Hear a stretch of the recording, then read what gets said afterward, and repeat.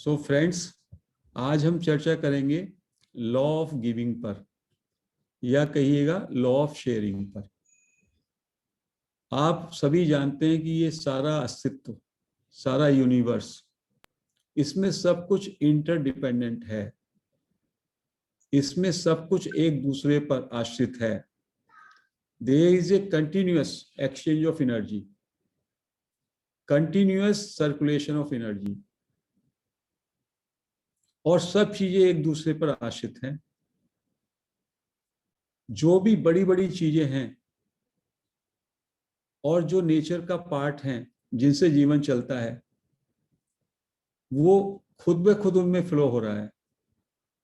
सूरज है, सूरज जो है अपना प्रकाश देता है, दे ही रहा है। वो किसी में भेदभाव नहीं करता।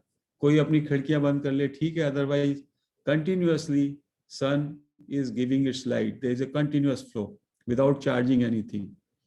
So is the air, so is the water, oxygen. Tree जो है वो अपना फल देते हैं, फल कोई ना भी ले, जब परिपक्व होता है उसको छोड़ देते हैं। तो जितनी भी नेचर को आप देखेंगे, नेचर में कंटिन्यूअस सर्कुलेशन ऑफ एनर्जी है। It is giving giving giving without expecting कहाँ से वो पूर्ति होगी। पेड़ फल देता है, गिरा देता है, बट फिर उस पर आ जाते हैं, तो वो सर्कुलेशन ऑफ एनर्जी है। तो सेजेस ने कहा कि हमारा सारा ही जो जीवन है उसमें कंटिन्यूअस सर्कुलेशन है, हर एक चीज में। इवन जो हमारी बॉडी है और बॉडी ऑफ यूनिवर्स और हमारा माइंड और कॉस्मिक माइंड, उसमें भी कंटिन्यूअस फ्लो हो रहा है। एक ह्यूमन बीइंग, एक ट्री, एक एनिमल, सबका यदि हार्डवेयर देखें आप, तो हार्डवेयर कहाँ से बना है? 5 तत्व क्या है वो? उसमें थोड़ा कार्बन है, हाइड्रोजन है, ऑक्सीजन है, नाइट्रोजन है, थोड़े और एलिमेंट्स हैं। इनसे ही हमारा शरीर बना है, इसी से पौधे का शरीर बना है, इसी से किसी एनिमल का शरीर बना है। फर्क कहाँ है? ह्यूमन बीइंग में नर्वस सिस्टम है। नर्वस सिस्टम के कारण we can be aware of our own self and the entire objective existence. तो ये एक चीज है जो ह्यूमन बीइंग में, बाकी जो जीव हैं, बाकी जो भी एग्जिस्टेंस है, उससे ह्यूमन बीइंग एक जो है, he is a elevated stage, उस पे है। लेकिन उसके भी जीवन में, उसकी भी बॉडी और माइंड से कंटिन्यूअसली फ्लो हो रहा है। एवरीथिंग इज बीइंग सर्कुलेटेड, और क्वांटम मैकेनिकल लेवल पे सब एक दूसरे में फ्लो हो रहा है। कहते हैं everything can be converted into energy and information. केवल 2 ही चीजें, एनर्जी एंड इंफॉर्मेशन। और यदि ह्यूमन बीइंग अपने सिस्टम में, अपनी सोच में अपने एनर्जी कंटेंट को, इंफॉर्मेशन कंटेंट को बदलता है, तो उससे उसके चारों तरफ का वातावरण भी बदल जाता है। तो सारे संतों ने ये बात मानी कि आप अपने में अकेले पृथक रूप में रह भी नहीं सकते। एक तो अद्वैत वेदांत में तो कही जाता है कि you are not the body, but ये बॉडी जिसको आप अलग मान रहे हैं, ये केवल एक मिथ्या धारणा है।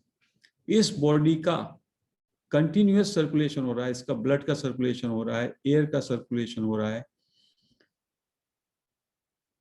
तमाम चीजें इसमें सर्कुलेट हो रही हैं। सेल्स मर रहे हैं, जन्म ले रहे हैं, बाहर से चीजें आ रही हैं, अंदर से चीजें जा रही हैं। तो law of giving continuously, law of dynamic flow circulation वो हमेशा हो रहा है। तो हम देखते हैं कि इनविजिबल रूप में और विजिबल रूप में नेचर की जितनी भी चीजें, उसमें सब की सब चीजें गिविंग टेकिंग इसमें कंटिन्यूस है। नदी जो है ऊपर से बहती है, पानी इकट्ठा होते हुए नीचे चला जाता है, लोगों को देती हुई चली जाती है, समुद्र में मिल जाती है। समुद्र का पानी भाप बन के फिर ऊपर चला जाता है, पहाड़ पे बर्फ बन जाता है, इस तरह से सर्कुलेट हो रहा है। Everything is circulating. लेकिन जब से आदमी ने, जब से ये जो है सभ्यता आई, और जब से मैं मेरा हुआ, तब से मनुष्य ने अपने को पृथक मान लिया। और वो जो है अपने रिसोर्सेज को, अपने धन को, अपनी संपत्ति को एक्सक्लूसिवली उसकी ओनरशिप और एक्सक्लूसिव उसका कंट्रोल उसको चाहिए। और इसमें उसने इस फंडामेंटल प्रिंसिपल को कि जो एफ्लुएंस है, एफ्लुएंस का मतलब ही होता है फ्लो। एफ्लुएंस जो शब्द बना है वो फ्लो से बना है। और जो मनी है, money energy is a very important energy. Money की एनर्जी बहुत इंपॉर्टेंट एनर्जी है हर एक के लाइफ में। और एफ्लुएंस का मतलब होता है आप पे, you are having that money और वेल्थ, और उसका नेचर है लेट इट फ्लो, उसको सर्कुलेट होने दीजिए, सर्कुलेट होने दीजिए। लेकिन आज का मनुष्य उसको रोक के रखता है, उसको स्टॉप कर देता है। And if you stop the circulation of any energy, money, then आपकी लाइफ जो है, लाइफ में जो सर्कुलेशन है एबंडेंस का, वो रुक जाता है। तो इसलिए सारे सेजेस ने कहा, स्पिरिचुअल मास्टर्स ने भी कहा, और इवन जो है सांसारिक दृष्टि से भी, कि आपको अपने जीवन में धन को, धन के फ्लो को कभी रोकना नहीं चाहिए। धन को सर्कुलेट होने देना चाहिए। धन आगे जाएगा, you give you receive, you give you receive, so it will flow. If you hold it, it will decay, and you will also decay. There will not be a current in your life. दूसरा नाम money का है currency. Currency में भी current है, flow है। तो law of giving ये मोटिवेट करता है कि everybody of us should continuously give. हमेशा देने का भाव रहना चाहिए, देना ही चाहिए। और जब आप देते हैं तभी आप रिसीव करते हैं। देने में ही रिसीविंग छिपा हुआ है। आप किसी को देते हैं और कोई आपको देता है, और ultimately everything belongs to the source. सबका मालिक एक ही है।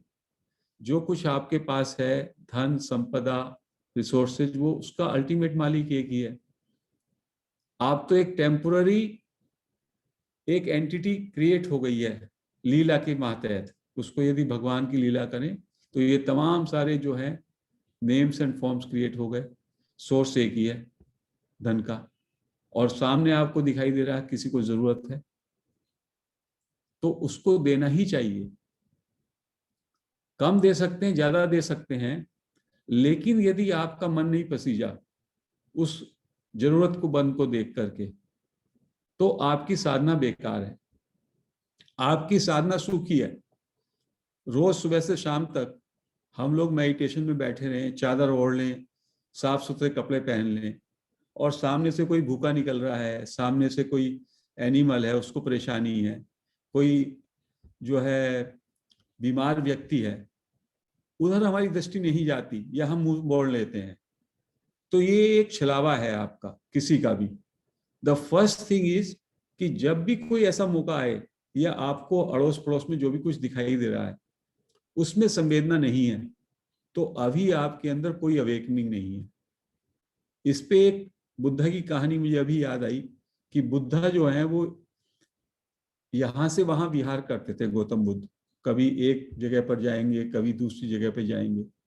तो वो एक मठ में आए, विहार करते हुए वो एक मठ में पहुंचे, और बुद्धा के जो भी उनकी संदेश थे, जो भी उनकी देशनाएं थी, उसमें सेवा बहुत महत्वपूर्ण होता है। तो वहां पे जो मठ का इंचार्ज था वो काफी बीमार था, और उसको ऐसी बीमारी थी कि उसके पास क्या, उसके कमरे के बराबर में भी बहुत ही जो है दुर्गंध आती थी। और वो अपने जीवन में बहुत कटुभाषी रहा, लोगों को कड़वा बोलता था, लोगों को गाली गलौज तक भी कर देता था। तो कोई भी व्यक्ति उससे प्रसन्न नहीं था, और वो ऑलमोस्ट चारपाई पे था और उससे दुर्गंध आती थी। तो ये उसके कारण कोई भी व्यक्ति उस मोनेस्ट्री का उसके पास उसकी साफ सफाई करने के लिए, उसकी देख रेख करने के लिए नहीं जाता था। अब जब बुद्ध आए वहां पे, तो बुद्ध ने देखा देखा वो तो है ही नहीं वहां पे, क्या कहाँ है वो, तो उसको कमरे में पड़ा है। कहने लगे वो तो बीमार है सर, वो तो ऑलमोस्ट ऑन डेथ बेड है। तो बुद्धा को, उस समय बुद्धा को भोजन वगैरह की जो भी उनकी प्रक्रिया है, वो उनको वहां पे थोड़ा सा जलपान या कुछ लेना था, उसको नहीं लिया। बुद्धा डायरेक्टली उसके पास गए और वहां पे उसकी साफ सफाई करी, जबकि दुर्गंध आ रही थी। उसको बिल्कुल ठीक ठाक किया। उसमें उनका काफी समय भी लग गया। और उनका जो एक नियम होता है कि वो संध्या से पहले इस समय में ये जल लेंगे, नहीं तो नहीं लेंगे, उस समय भी निकल गया। और बड़ी निश्चिंता से उन्होंने निराकुल होकर के उसकी सेवा शुश्रूषा की। और फिर वो थोड़ा सा शांत हुआ उसका मन, और उसने थोड़ी माफी भी मांगी, क्षमा भी मांगी अपने व्यवहार के लिए। मैं पूरे जीवन में ऐसा मेरा व्यवहार रहा, ये रहा। तो बुद्धा ने उस सबको फिर उसको अपनी देशना से उसको शांत भी किया। और फिर वो उसी दिन रात्रि में उसका डिपार्चर हो गया। He left his body, Buddha was there. So Buddha ने जब नेक्स्ट डे ये बात कही कि मैं सोचता था आप भिक्षु लोग 10 साल से, 20 साल से, 25 साल से साधना में लगे हुए हैं, तो मेरे लिए तो ये बड़े आश्चर्य की बात है कि साधना में होने के बाद भी आप अपने संगी साथी का ही देख रेख नहीं करते।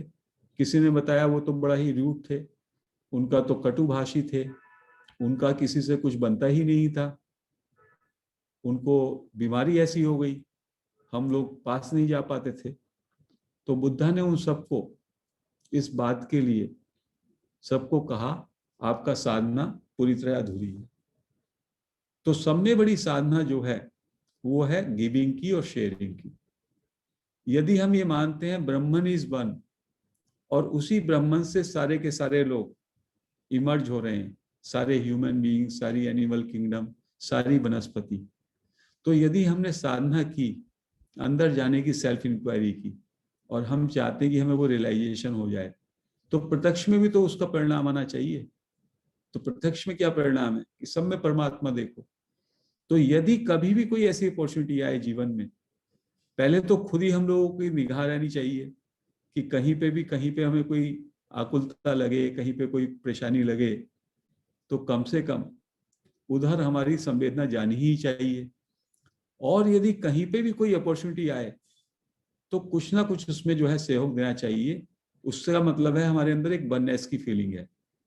क्योंकि कहीं बच्चे यदि उनको ठंड लग रही है और हमारे सामने आई, वो सामने नहीं आई कोई बात नहीं, बट कहीं से बताया जाए और ऐसा मौका है, तो हमको लगना चाहिए अरे हम we should empathise with them. हमें लगे कि हमको ठंड लग रही है और बच्चे को हम कुछ दे रहे हैं, तो हम अपनी ठंड पे काम कर रहे हैं। If you are having that feeling, then शायद हम लोग अपनी टीचिंग्स को आगे बढ़ा रहे हैं। नहीं तो ये टीचिंग सूखी रहेंगी, सारा मेडिटेशन सूखा रहेगा, सारी सेल्फ इंक्वायरी सूखी रहेगी।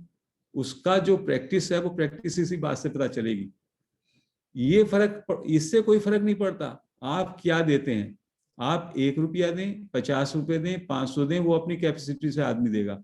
बट हर एक व्यक्ति को जब भी कोई जीवन में उसको मौका मिले जहां पे वो कुछ भी कर सकता है, तो उसमें एक बूंद, 1 ड्रॉप ही शुड कंट्रीब्यूट। उसके मन में ये आना चाहिए। और यदि वो कंट्रीब्यूट नहीं करने की पोजीशन में है, तो मन में ये भाव आना चाहिए मैं कैसे करता, मतलब मुझे करना चाहिए। तो इसलिए लॉ ऑफ गिविंग कहता है कि आप पूरे जीवन में क्या, पूरे दिन में जिससे भी मिले उसको कम से कम स्माइल दें, उसकी हालचाल पूछें, उसको अटेंशन दें, एप्रिशिएशन दें। उससे भी उसको एक सहानुभूति मिलेगी, उससे भी उसको एक प्रोत्साहन मिलेगा। कहीं किसी पे जाएं, छोटा मोटा टोकन भी ले जाएं, वो भी लॉ ऑफ गिविंग में आता है। आजकल का लॉ ऑफ गिविंग जो कहता है, एक फ्लावर ले गए, कोई छोटी मोटी पेंसिल ले गए, जहां भी आप जा रहे हैं उसका पर्पज ये है कि you are sharing and you are caring for the them whom you are coming into contact।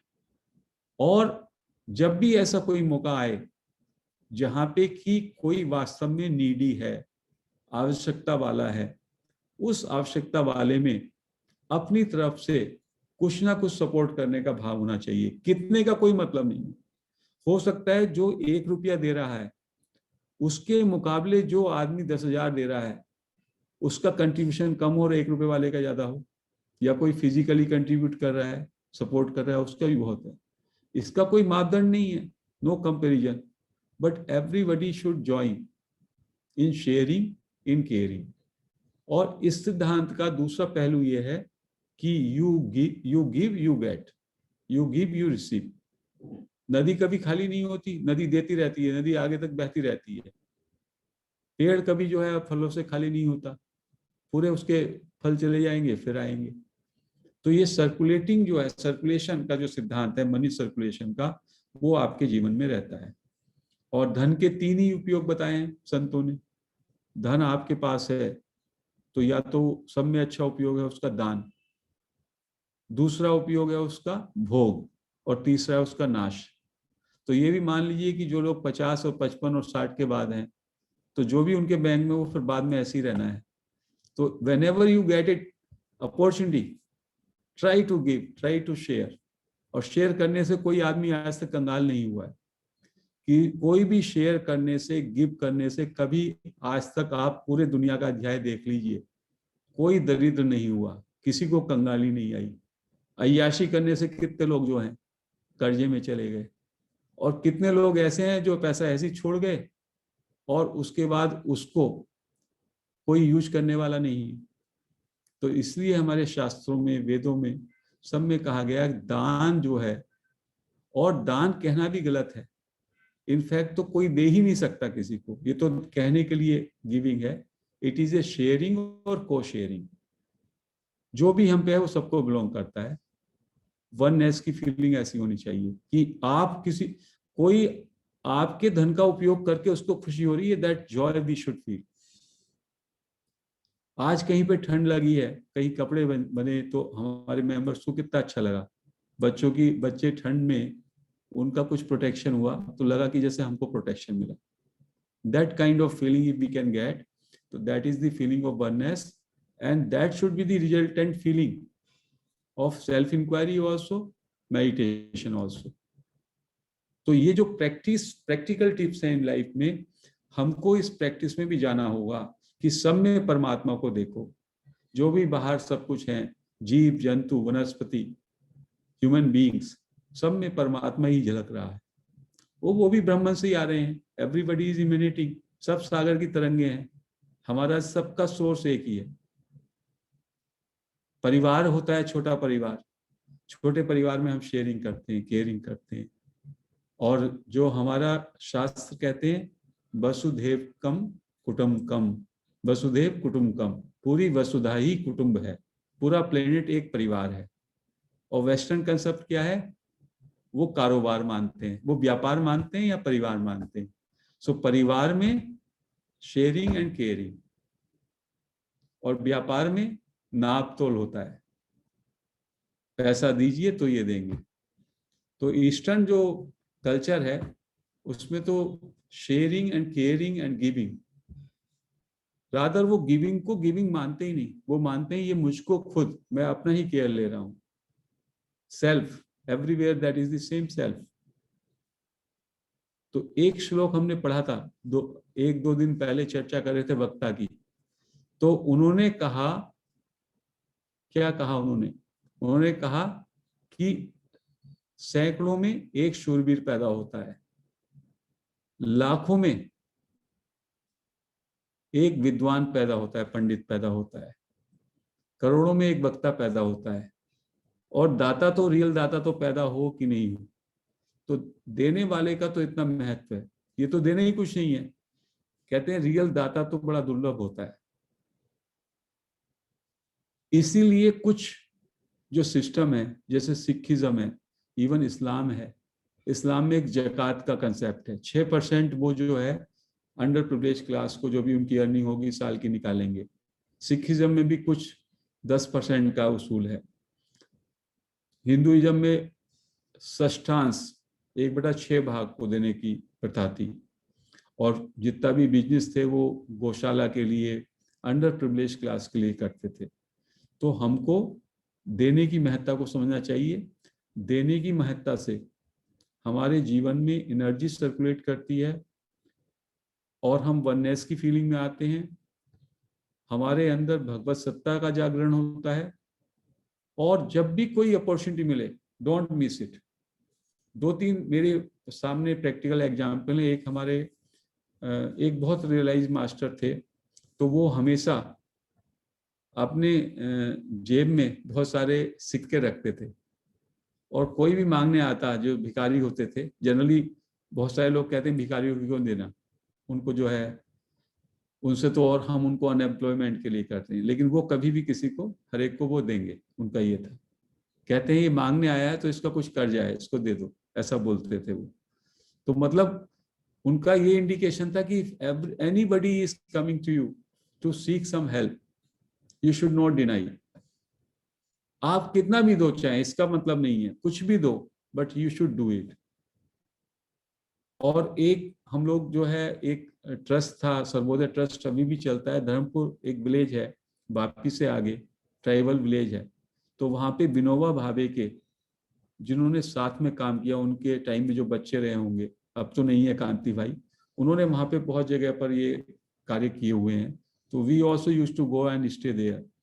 तो वो जगह जगह से पैसा कलेक्ट करते थे, और वहाँ ट्राइबल विलेजेज में उन्होंने स्कूल चला रखे थे ट्राइबल बच्चों के लिए। उनको खाने का, पीने का, रहने का सब निःशुल्क होता था।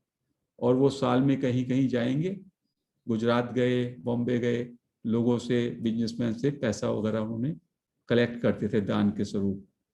तो वो बता रहे थे कि एक जगह वो जाते थे लगातार, और उनकी एक मेड सर्वेंट रहती थी उस घर में। तो वो छुप के देखती थी कि ये सेठ जी जो हैं, इनको पैसा दे रहे हैं। तो जब वो चले जाते सेठ जी, तो वो कहती थी मैं भी थोड़ी मदद करना चाहती हूँ। और वो भी मदद उनको एवरी एवरी टाइम, जब साल में जाते थे, तो कहते हैं वो 200-400 रुपया उनको पकड़ाती थी उस टाइम पे भी। और उसके बाद सेठ जी का देहांत हुआ, उसके बाद भी जब तक वो रही, वो देती रही। अब सेठ जी कितना देते थे, सेठ जी मान लो उन्होंने 1 लाख भी दिया होगा, तो उस 1 लाख की वैल्यू इस मेड सर्वेंट की, जो डोमेस्टिक मेड थी, उसके 400 रुपए की महत्ता उससे ज्यादा है। और किस वो उससे भाव से दे रही थी। तो इस तरह से जो देने का भाव है, वो हमारे अंदर हमेशा जागृत रहे, तो उससे जीवंतता आती है। हमारे अंदर सर्कुलेशन, एक्सचेंज ऑफ एनर्जी रहता है, जो कि पूरे यूनिवर्स का नियम है। और जो इसको नहीं, इससे बचते हैं, तो उनके जीवन में एनर्जी ब्लॉक हो जाती है। और it is a clear demonstrating example of oneness. Oneness का मतलब ये है कि हम अपने सारे फ्रेंड्स को, सारे लोगों को, सारे जीव जंतुओं को, उनको और अपने को एक ही माने। एक माने तो उनका दर्द है तो उसको हम लोग शेयर करें। तो आज मैं इस चर्चा को यहीं पे समापन करता हूं कि we should always continue to give, to share, to care. और इसीलिए एक छोटा सा प्लेटफॉर्म बनाया है कि इस पे ऐसे ऐसे ओकेजन्स आते रहेंगे, तो थोड़ा थोड़ा हम लोग जो है उस फीलिंग को, वननेस की फीलिंग को, डिमोन्स्ट्रेशन भी उसका देख सकते हैं सैंपल रूप में। तो यहाँ पे आज यहीं पर आंखें बंद कर लें, अपने पीठ को सीधा कर लें, गर्दन को सीधा, हाथों को क्रॉस, क्लेस्प एंड पैरों को क्रॉस। 3 गहरे श्वास लेंगे। एक गहरा श्वास लें और धीमे धीमे छोड़ें।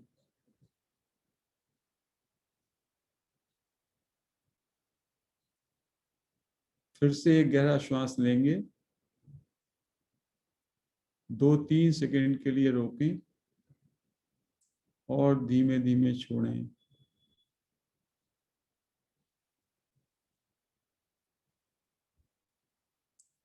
फिर से एक गहरा श्वास लें,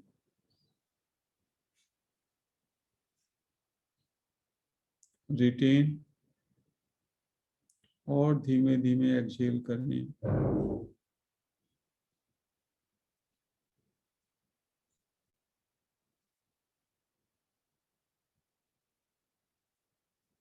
अभी अपना अटेंशन अपने पैरों के अंगूठे से ऊपर की ओर धीमे धीमे लाएं, सिर तक। और अपने पूरे बॉडी में अलाइवनेस को महसूस करें। Feel the energy and presence, vibrations, sensations in the entire body.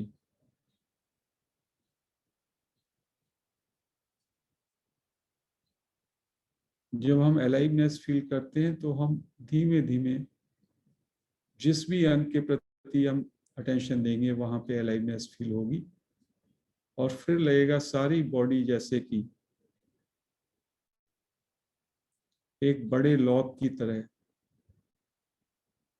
एक बड़े पिंड की तरह उसमें एनर्जी जा रही है, एनर्जी सर्कुलेट हो रही है।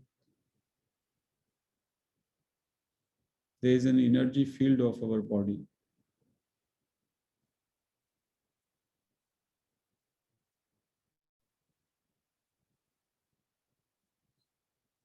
अब अपनी अटेंशन अपने चारों ओर चलती हुई अनहत नाद, साउंड ऑफ साइलेंस पे ले जाएं और 2 मिनट के लिए निर्बाध रूप में उस साउंड से कनेक्ट रहें।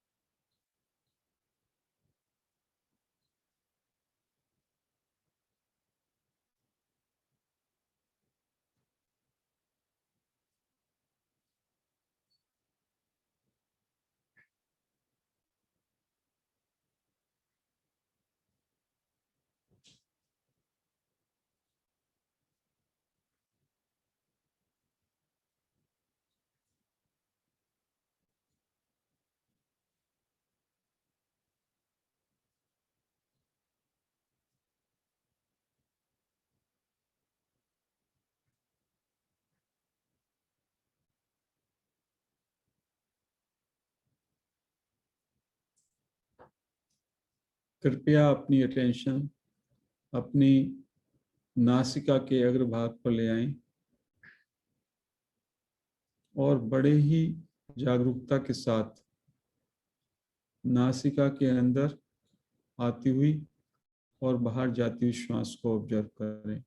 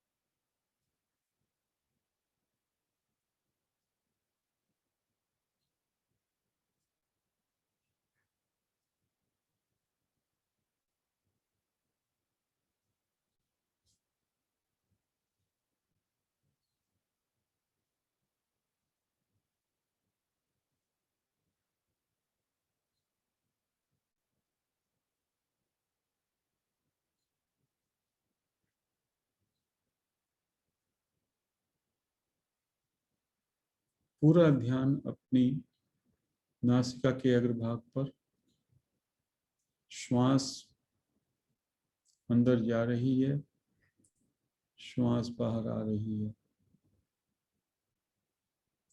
श्वास छोटी है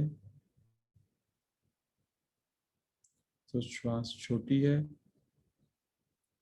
श्वास लॉन्ग है, बड़ी है तो बड़ी है। जैसी भी श्वास चल रही है उसको मात्र ऑब्जर्व करना है बहुत बारीकी से।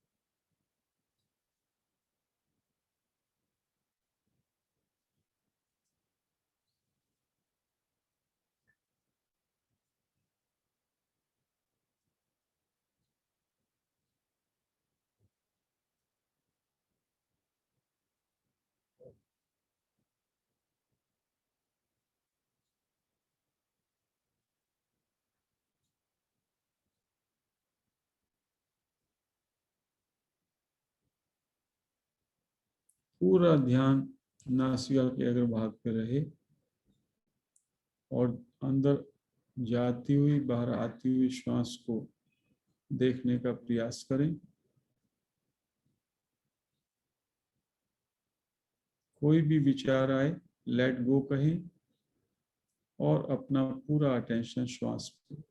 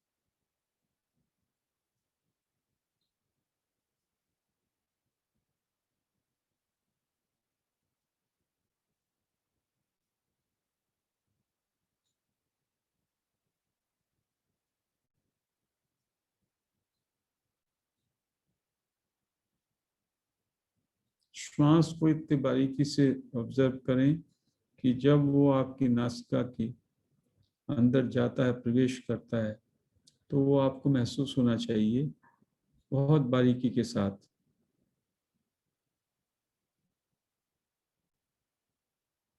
आपकी नोस्ट्रिल्स की जो वॉल्स हैं उनसे टच करते हुए अंदर जा रहा है। जाते समय ठंडा है या वार्म है, और वापस आते हुए किस नोस्ट्रिल से आ रहा है और उसका टेम्परेचर कैसा है, वो सब बातें भी आप जो है महसूस कर सकते हैं यदि आपकी जागरूकता, आपकी अटेंशन पूरी तरह से श्वास को ऑब्जर्व करने में लगी है। तो अपनी अटेंशन को वन पॉइंटेड करें और पूरी जागरूकता से अपने श्वास को नासिका के अग्रभाग पर देखें।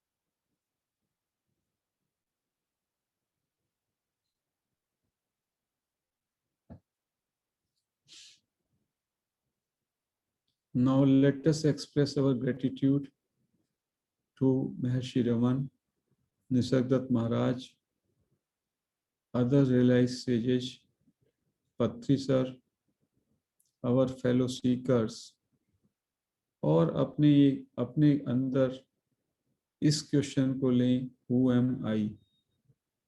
इस क्वेश्चन को अपने से पूछें बिना किसी उत्तर की अपेक्षा के।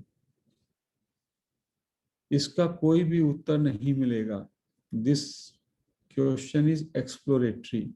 इस क्वेश्चन से आपका क्या एक्सपीरियंस होता है, ये क्वेश्चन को जब आप एक्सप्लोर करते हैं तो आपका दशा, आपकी स्थिति क्या होती है, how do you feel, how do you experience, that you have to be aware of. अपने अंदर क्वेश्चन लें, हु एम आई, और आई पे अपना माइंड फोकस करें।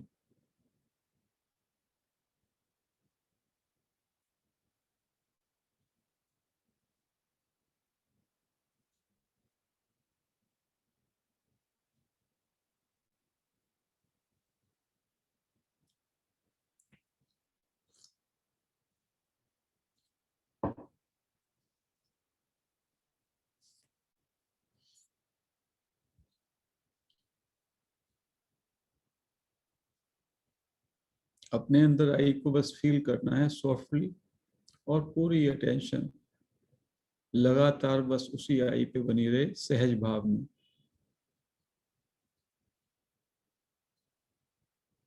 You have to feel I as subject. I means me, मैं, और उस पे बस पूरी अटेंशन रखें, आई पे। That is attention on self, attention on my own ego.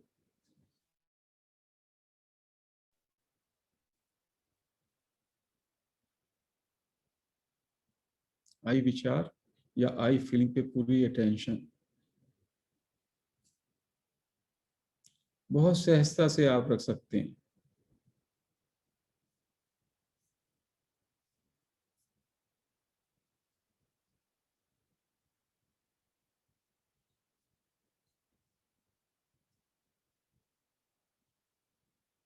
It brings a lot of peace to you if you can continue. Just I को feel करते रहें. What is this I? That also you start understanding. This is मात्र केवल एक sensation है, एक feeling है। उस फीलिंग में बस उसके साथ एक हो जाएं। You just feel I continuously.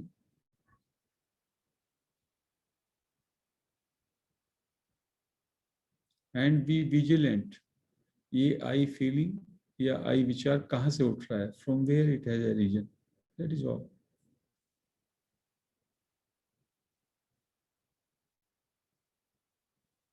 बहुत सहजता से इसको कर सकते हैं, नो स्ट्रेस।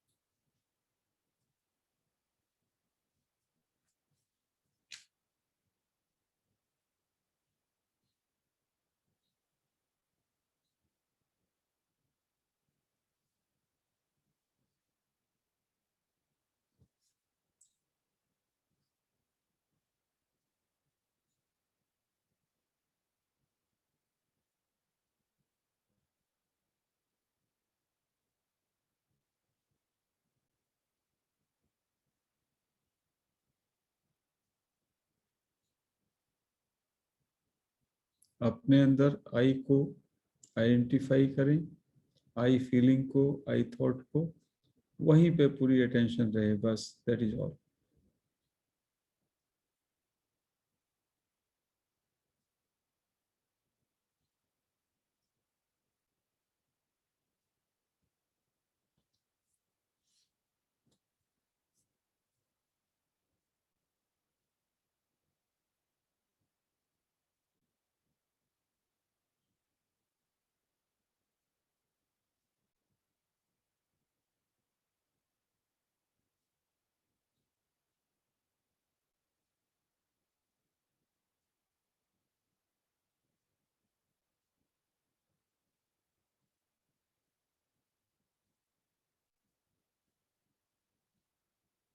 पूरा ध्यान आई पर, आई फीलिंग में पूरी तरह से रम जाएं, जैसे कि मैं मात्र आई हूं बस। आई से ऊपर यदि कोई थॉट उठता है तो थॉट से पूछें, उससे पूछें अपने से, to whom this thought. Answer होगा this thought is occurring to me, and again come back with the question who am I, और फिर से आई पे आ जाएं। इस तरह से जो भी विचार हमारे साथ अटैच्ड हैं या एसोसिएटेड हैं, उन सब विचारों से हमारा धीमे धीमे डिसोसिएशन हो जाएगा by putting the question who am I. वासना से मुक्त होने का यही समाधान है। वासना किसको है? आंसर होगा वासना मुझको है, और फिर क्वेश्चन करें who am I, and you will be getting rid from वासना।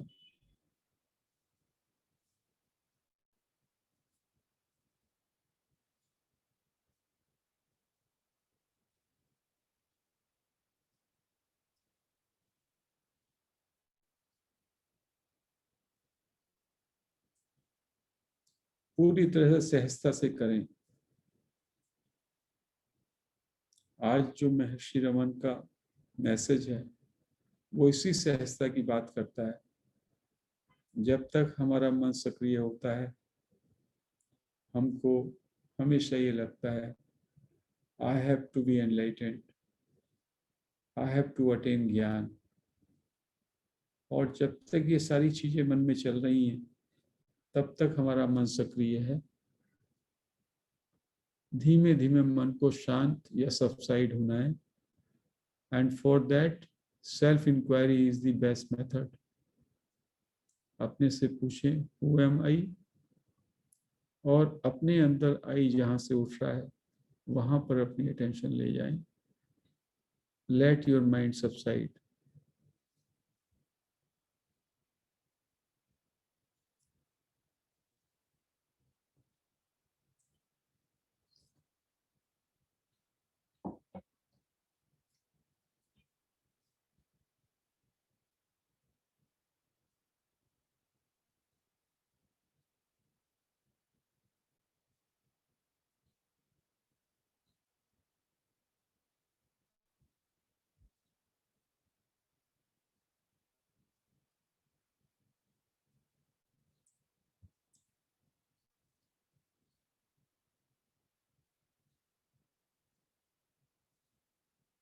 आई पे बने रहें।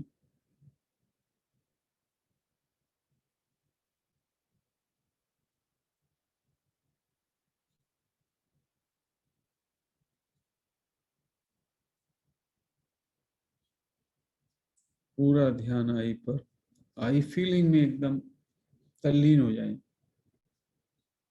आई, और जिनको कुछ थॉट ज्यादा आते हैं वो अंदर आई आई आई लगातार कर सकते हैं।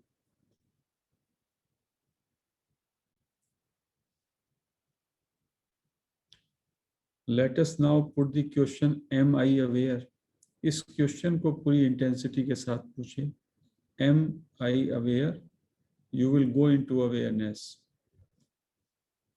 Before the mind comes and says yes I am aware, उससे पहले आपके अंदर एक स्टिलनेस, अवेयरनेस आएगी। You will be aware of awareness. Simple.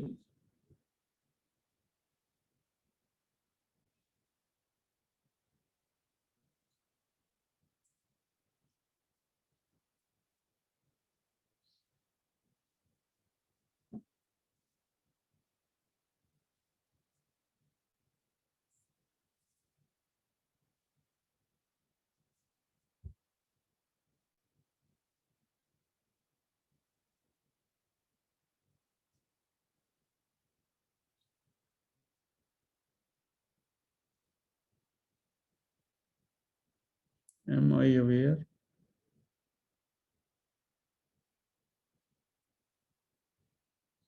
Go into awareness, or just be aware.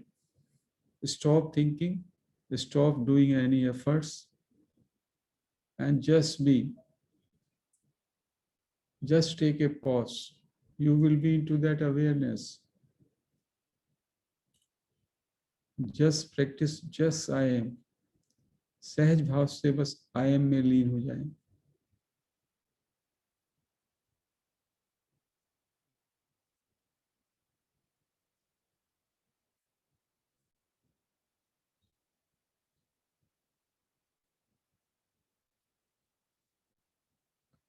Total ध्यान.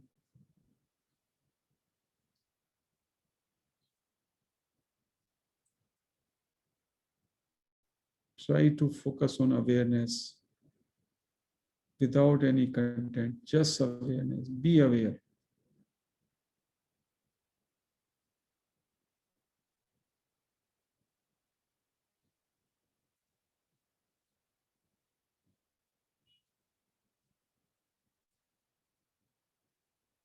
पूरा ध्यान आई पर.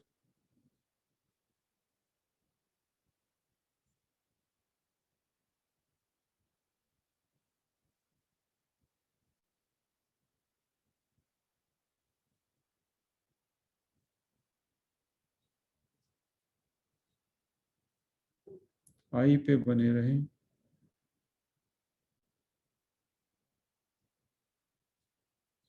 M I aware. महसूस करें अवेयरनेस को, स्टिलनेस को.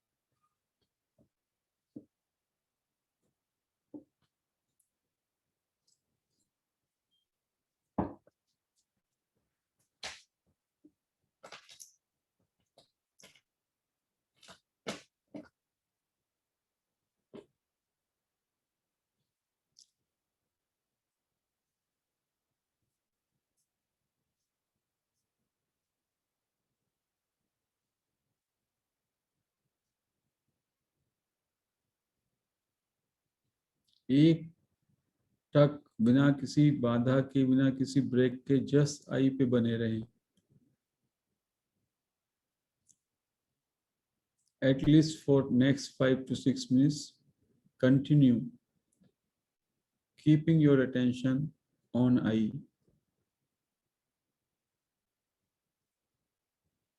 सहज भाव से, with total stillness.